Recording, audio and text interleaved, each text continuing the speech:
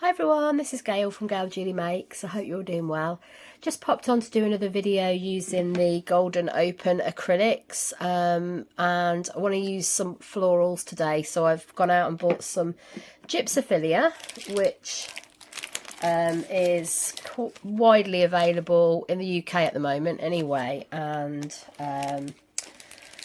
it's a very delicate flower which I like, and I'm hoping to show you how successfully the Golden Open acrylics pull that fine detail from such a delicate flower. Now here is a bit of an experiment that I was doing yesterday, and this is a beautiful, obviously fine detail pickup of that Gypsophila, and I wanted to do a bit of an experiment with watercolour and salt technique as well, which I've done around the edge. I'll be honest, it's not quite what I was hoping to achieve.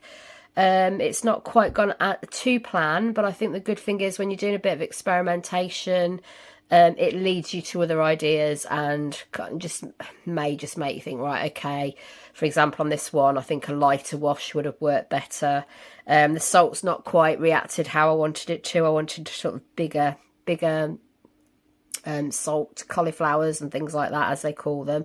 So yeah, it's always good to experiment and see what you can take from that. So if you're disheartened with a piece, don't worry, keep it in stash, use it as a bit of a guide. You may want to use it in the future as a collage, something like that.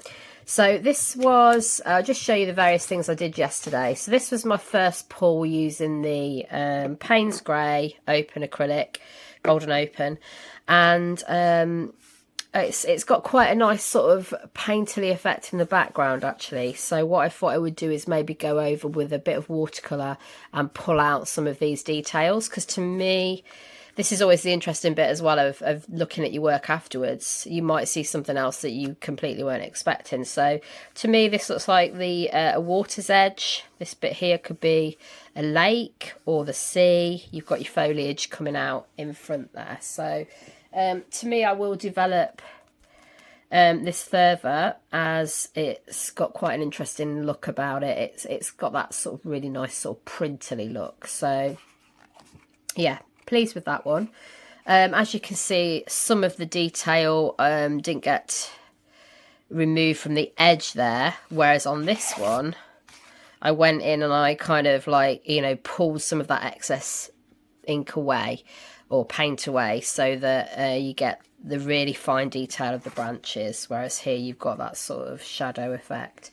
So I'll show you what I mean by that as we go along. Also, you know, you get so many interesting pulls from this as well. So this is one of the pull sheets that I've just brayered over. That was just me getting some of the excess background paint off. Again, another one here, quite an interesting one. So you've got the mass of the ink, paint on the background, and then you've got the fine detailing inside there, inside the sort of what I would call mask. And then also we've got this interesting pull as well, almost that's basically a ghost print. And then you've got some of this extra detail, which was just I can't remember, I think that was just me pressing against the Gypsophila maybe, I can't remember now, but it just shows, you know, so many different stages that you've got that you can then use for collage. So all quite interesting if we put them together like that. So yeah, so it's a good, I'd say it's a good simple project to have a go at. You don't have to take it, like I said, to this stage at all. You can just do this stage, which was the first stage really. This was my first print basically, and you know, if you're happy with that and you just want to develop it further, you could use colouring pencils on the background, you could use pan pastel, you could use watercolours like I said, you could use more acrylics or gouache, whatever you want in the background. You could use inks to colour it with, maybe water-based inks, that sort of thing. So there's a lot to do there. So what I'm doing then is I am pulling with watercolour card. This is a brand that I really like, Lavinia Stamps watercolour card. It's hot pressed, so it's got a really smooth surface, and then it's got a slightly textured surface, but nowhere near enough that it's going to cause you a problem with picking up your print.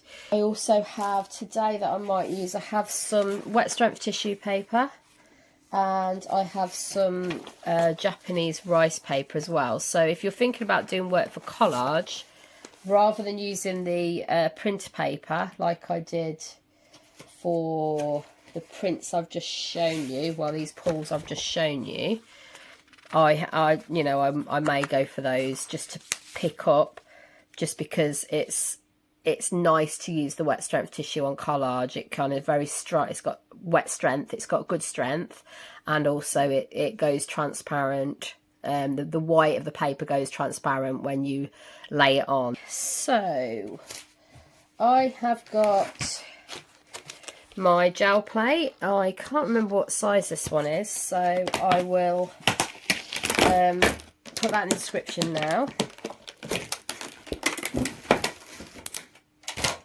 Now you can see a bit of a face through this one. Ignore that. It's just on the back. There you go. You can see it. Look. To be honest, I will probably rub that off soon. It's just something I was experimenting with previously, and I just use the other side. So turn it over, basically. Don't worry about it, or clean it off, whichever you want to do. Adding a little bit of Paynes grey. Don't want lots of this. And I try and make sure I've not left too much around the rim, because it does get a bit messy. There we go. Yeah, you don't want too much paint when you're doing this, because like I said, it has a really good drying time. I can see I've got a couple of bits left on there from previous time, but to be honest, I'm not going to worry about that. I am going to worry about that hair though. There's always a hair, isn't there? Okay. So just going to go over that. You don't want a really thick layer, but I am probably going to put a tiny bit more on. So if this is your first time using a gel plate and acrylics, you don't want your brayer to be sliding around. That means you've got too much paint on there, basically. I'm just going over the whole plate. You'll find through your gel plate journey that it really is Goldilocks moments that you're looking for.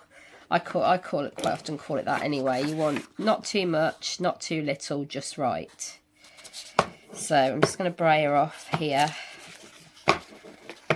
I'm kind of working on less room today, so I'm just brayering off out of shot there. Okay, so what we're going to do is just get some bits of the Gypsophila. Got a few pieces here, so I'm just going to lay them down.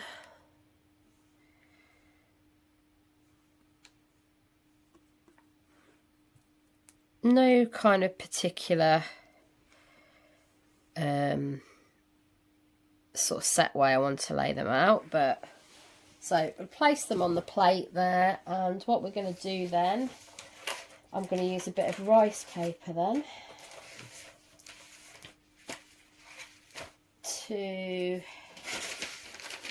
I'm going to use, I think the rice paper has like quite a shiny side and like a grainy side. It's just whatever you prefer really, but I am going to use the more grainy side, I think. So I'm going to lay that down over the plate, and all I'm doing is just getting off that excess ink. Or I say excess ink, it's paint, but if you were doing you could use inks to do this technique as well. I do quite often use things like distress oxides and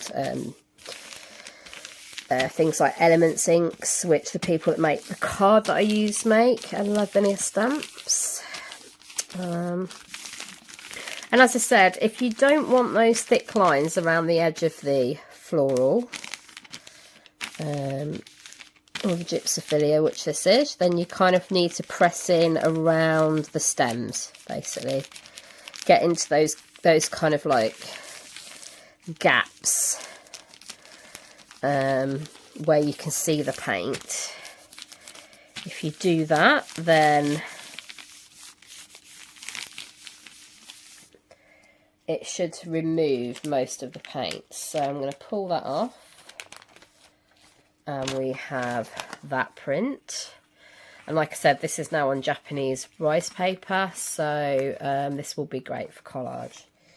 So what we can now do then is remove the Gypsophila. And like I said, as it's a slower drying time, you don't have to panic about this stage, because that is going to stay wet for you to pick up your print. The thing I like about this is you don't need to use another colour to pick this up now. You can just use, get that properly in shot, you can just use your card, your watercolour card. See, I haven't even got a sheet out of the pack yet, so I'm not worrying so much about time like I would be if this was your standard acrylics that dry really quickly. So what I'm going to do then is place my card over the top, and I'm going to try and roughly gauge it so I get an even border, but don't necessarily gauge it right most times. And then I'm going to just brayer off a bit of the ink off this brayer so that I can then brayer over the back. Now, as this is really, I don't mind if there's a bit of paint left over, just shows it's handmade, doesn't it? I'm going to brayer over this and leave this for a few seconds, or a minute or two even, because I'm not worried about this tearing in the slightest. So didn't really check which side I was putting down, to be honest. I just got it out. So this could be on the really smooth side, or it could be on the slightly textured side. I think it's on the textured side, yeah. So I've placed it down so it'll be picked up on the slightly textured side. But like I say, it's very minimal texture. Okay, yeah. So the great thing about this is no buckling, no tearing when you pull it up, because it is that thicker quality card, and it can handle a lot of water as well. So that's why it's good to use for the watercolour afterwards.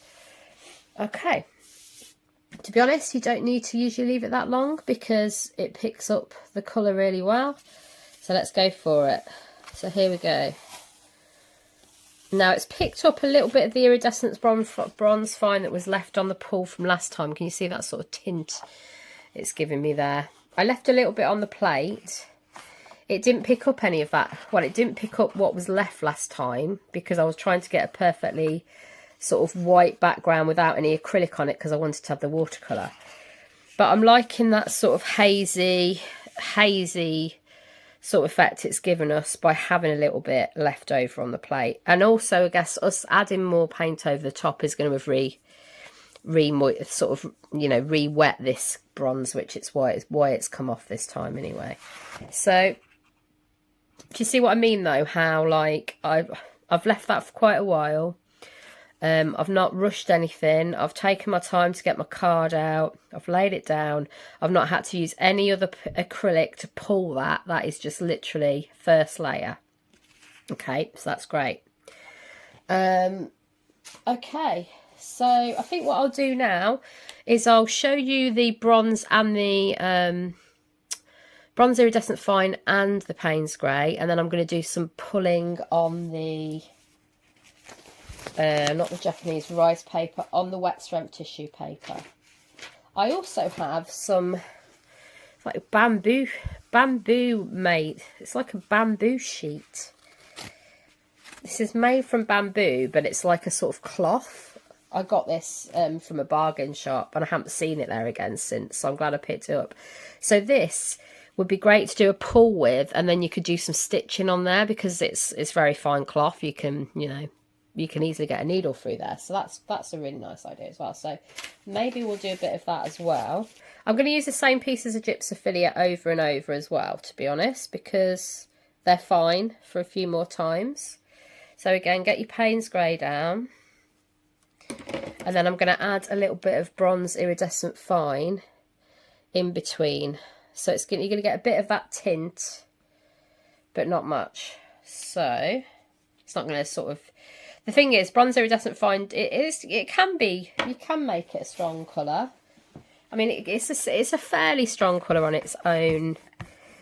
Well, I like to make it a stronger colour with another colour, if you see what I mean, because you can see it, but it's sort of in certain lights that it catches better. So if we add a bit of the...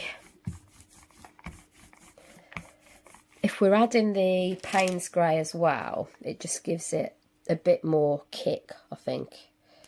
Just get a little bit more on there. Just deepens it a bit, just so it stands out a bit better. Okay, so just blend that in. We've got quite a nice even layer there now. Okay, and we will use our Brayer off sheet. I'll just do that off camera.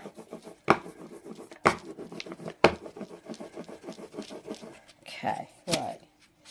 So this time we'll lay our Gypsophila down. Again, we'll try and go for the same sort of layout.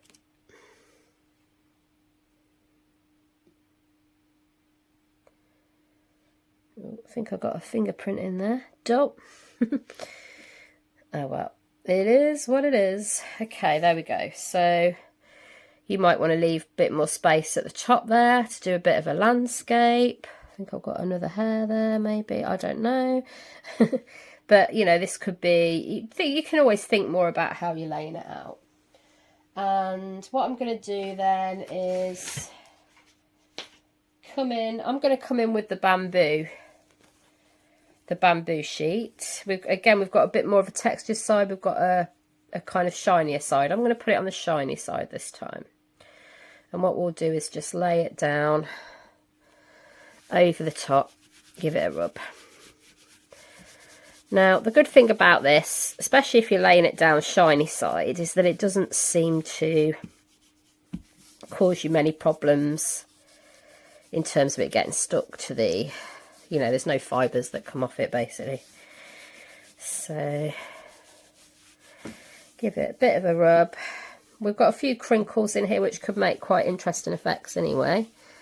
I'm not fussed about getting any natural, you know, that's fine. I quite like a bit of natural texture as well. Okay, and we'll just pull that off. There we go, and I'll just show you what we've got. We've got that sort of nice print on fabric there now. Okay, so that's that one. Oh, this is already coming off. Now this has left us with a bit more of the bronze in the background. So I think we'll see how this one comes. This doesn't look like it's got as much paint left on there, but we'll try it on a piece of the wet strength tissue paper anyway.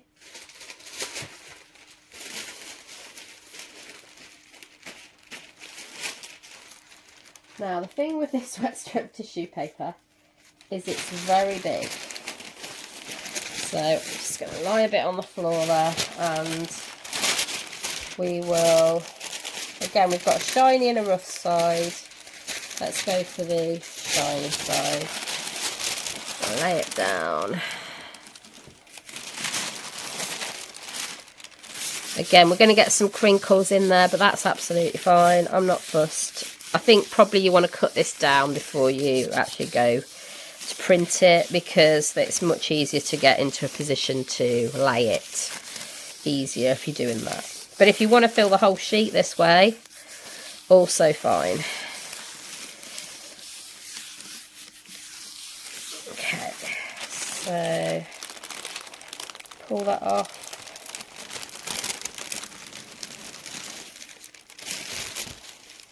Now, that's not really picked up as well as I would have liked, but, you know, this is the nature of the beast, isn't it, with this sort of work. So I think what I would do is next time probably add more Paynes grey. But, to be honest, looking at it, it is also a really nice, delicate sort of print. So it's quite subtle. So, you know, that may be what you're aiming for anyway.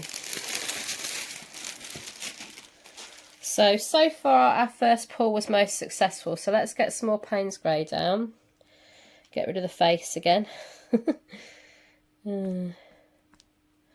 I suppose I could have dug another gel plate out, but I kind of just grabbed what was to hand quickly.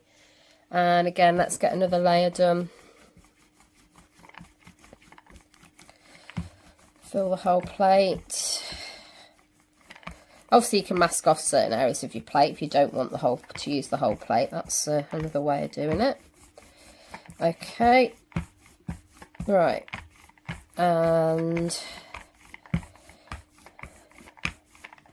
this time I think I will go for the sort of background I had for the watercolour effect, because what I want to show you is just that basically you want to try and get as much of that paint off as you can.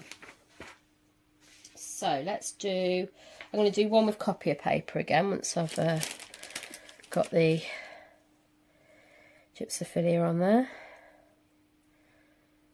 Okay, so maybe we'll have some coming in this way. Oh, got little interesting scratch marks there, I look quite like that. Might see how that looks in a minute. Let's do that. And we've got one more, I think. Yeah, see, that might add an interesting effect there. Although we're going to take most of that off, but it'll probably give us an interesting effect on our copy paper. So let's just get that. So, like I said, we just want to take off as much around, from the background, if we want to do that watercolour technique, which I will show you.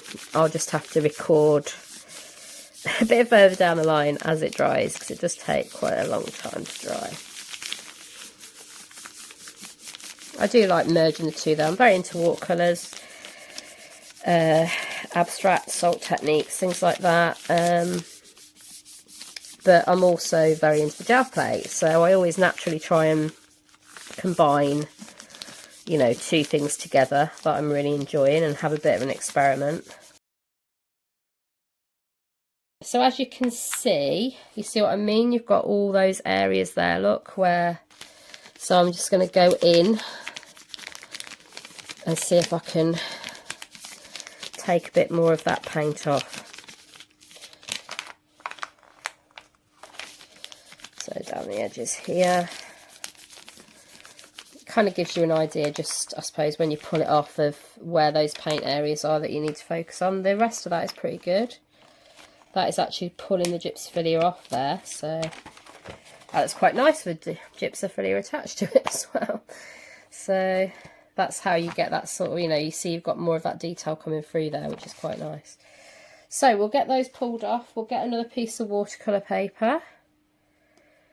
And of course, if you've got areas that you think, I wish that wasn't like that, I wish I didn't have some extra blue there, you can always kind of just use your finger to remove some of the excess if you want to use those areas, or you could get a wet wipe, but I'm quite happy to use my finger because I don't really want to make it too wet.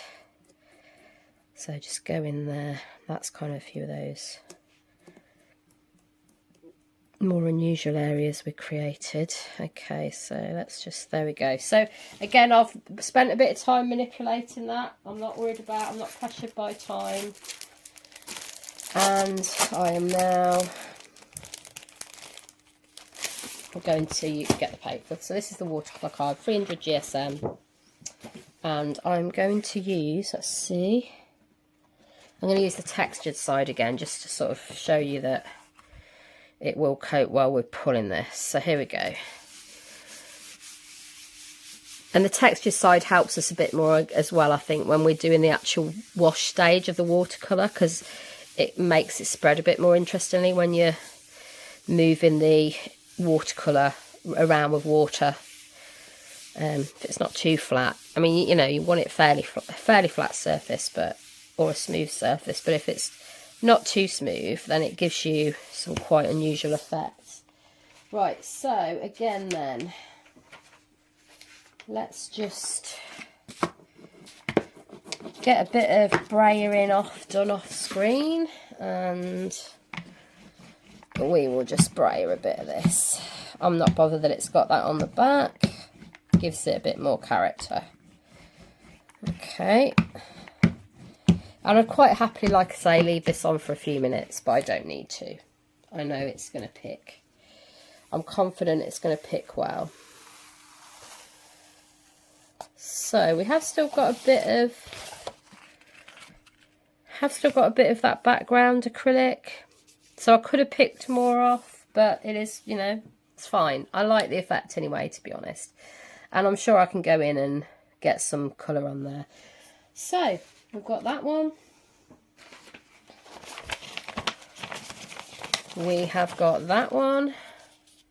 Interesting bits there. We have got that one on the fabric. We have got the tissue paper, very subtle but nice. And we have got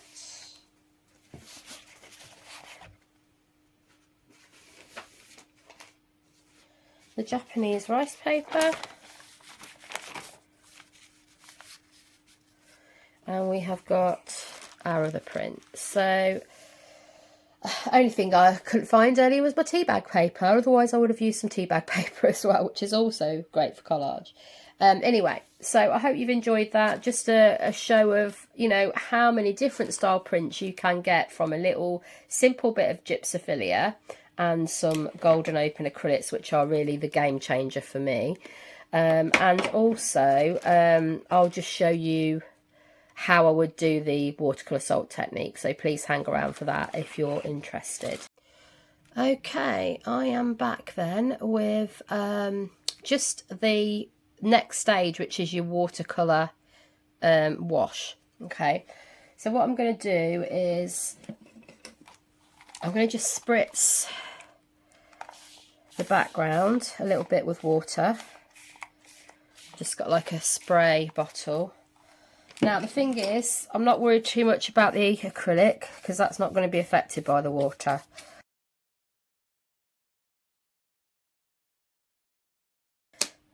I've kind of wet that, and then what I'm going to do is get myself a paintbrush, and I think we'll go for, let's try this one. And all I'm going to do is make myself a little, I'm running out of room. On the side here, I'm just going to make myself a little puddle of water, and I'm going to use some of my favourite paint, which is Lunar Blue by Daniel Smith. And I'm just going to do a little bit of a sort of wash in certain areas. So you can sort of tilt it to make it move around a little bit of its own accord, like this. Just to get it moving. Bring it down a little bit. Just to, you know, bring some extra elements in to the picture. You could do this in a completely different colour. I think last time I did it in Paynes grey. And you can see this Daniel Smith watercolour. It's sort of, the pigments separate out beautifully, just to give you a bit of a kind of granulation effect, which is one of my absolute favourites. I love granulation. It's basically how the pigments separate out from each other, and it gives you a beautiful texture. So I'm just respraying the surface. Just go in a bit again with my paint. There we go. So you can see how that's turning into a sort of black and blue almost. And then I'm just going to put a bit here as well.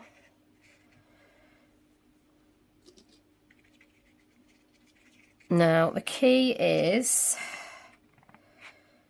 Let's get that to move a bit. I'm trying to kind of keep, I want it to have a natural quality. I almost don't want it to look like I have, you know, done this. Like that bit I'm really happy with at the top. This bit here, I might move some sections around. I don't want every area to look really dark. So I'm going to just manipulate this a little bit by angling it. Now I was going to try and keep that white border, but I love the way that blue's kind of fused off the edge there. So I'm gonna quite happily stick with that. See if we can get it running a bit up towards this corner. So, you know, it's kind of a case of manipulating it a bit by hand just to get the paint to move a bit more naturally. And of course you can spray that as well if you want to move it round. So this bit here has got a bit of a sheen, but I think it's still too wet. This bit is definitely too wet to add the salt to. It's quite a, again, it's a Goldilocks moment. Can't be too wet, can't be too dry. So it's something you have to practice. That is what I will say. Same as image transfer. What is right for you is something you have to practice. And I know not everyone wants to hear that or wants to do that.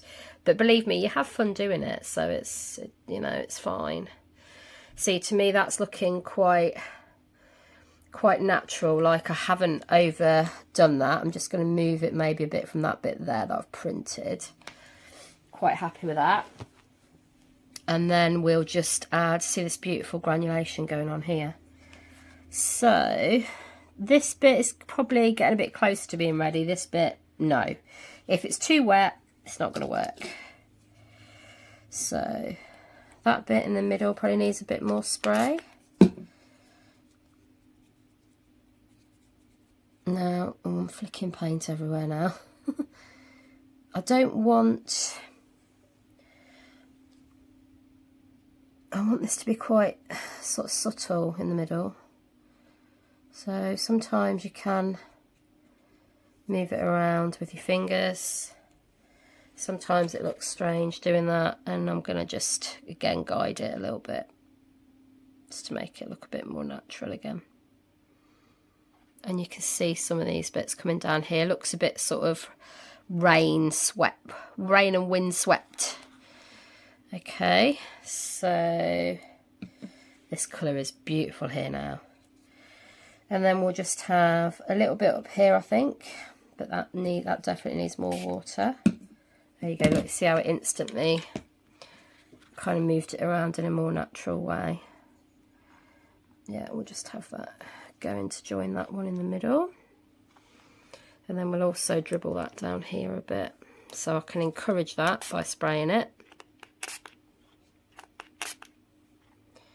There we go. Might as well have that go off the edge now like the blue did. Okay. So yeah, so we're getting quite an interesting looking scene here. And what we might do is we might go in after we've done all this and colour it in with another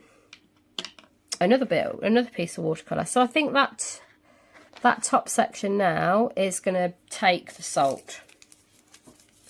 So I've just got a little bag of salt there that I had left over from last time I went to a fast food restaurant, and I'm just going to add that over the top there. Some people like to be a bit more precise. You can put it in your hand.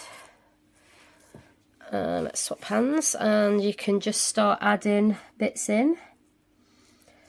I'll be honest, I'm liking the way this watercolour has kind of, you know, moved around the paper. That I'm not too fussed about putting lots on really, because I like the effect I've got already. So I am adding some anyway though, for your benefit, just so you can see how it works. And then I think I might just do a really subtle wash down here maybe, just to say subtle. That's not very subtle, but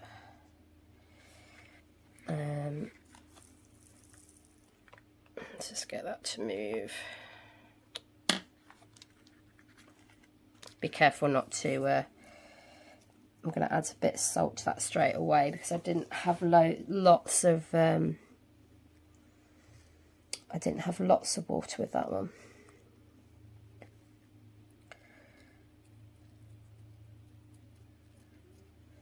So what we'll do then is we'll leave this to dry for quite a long time, and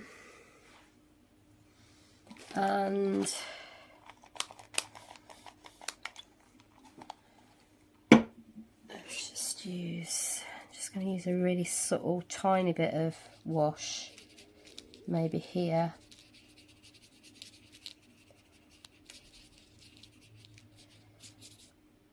Just to sort of give you something in that corner.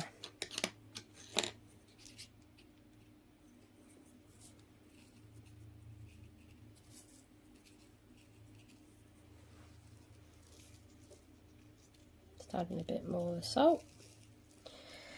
Right, and I think I'm happy with that. So what I'll do is I'll leave that to dry naturally, and then I will get another shot of it and show you how it looks once the salt has taken effect.